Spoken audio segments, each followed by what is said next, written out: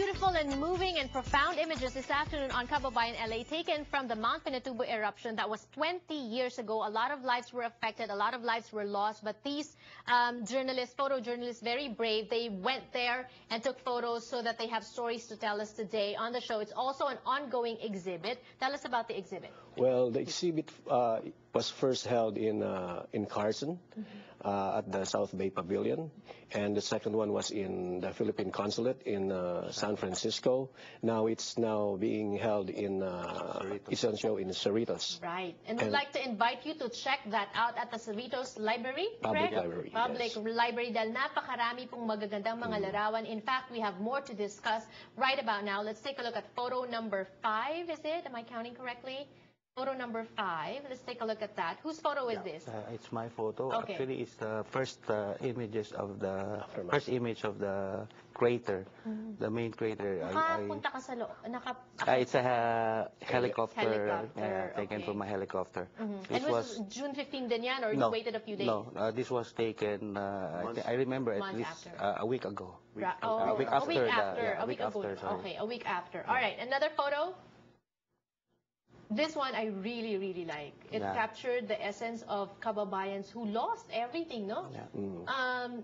Who wants to discuss this? Whose photo is it? It's my picture again.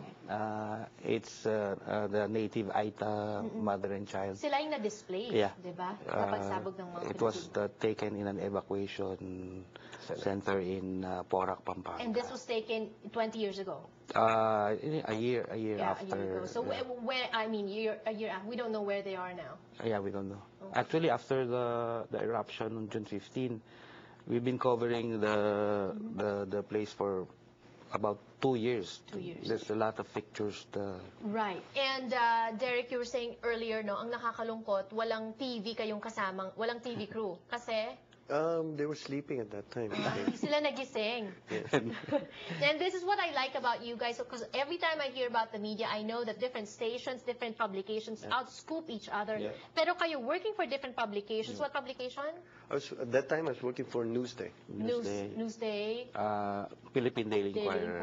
I was with Mr. and Miss Magazine. Ayan. Pero kayo, you didn't outscoop each other, bagkus nagtulungan pa kayo to get different photos. Actually, after taking out for 2 months, talagang medyo yung bonding ng grupo talagang close na. So hindi na kami nag-i-scoopan, talagang in groups kami, tsaka medyo dangerous yung hindi situation. Hindi na kayo compete with each other, diba? We were staying in one hut. Yeah. So we were cooking the same food, eating the same food. And the funny thing is, 20 years after, we're doing the same thing. You wouldn't know it would happen in your life. Nagsama-sama uli kami. So now we're staying in one flat. Right. And we're cooking the same food. Also, the funny thing is that all of us were warned by our editors not to get near. Yeah. But we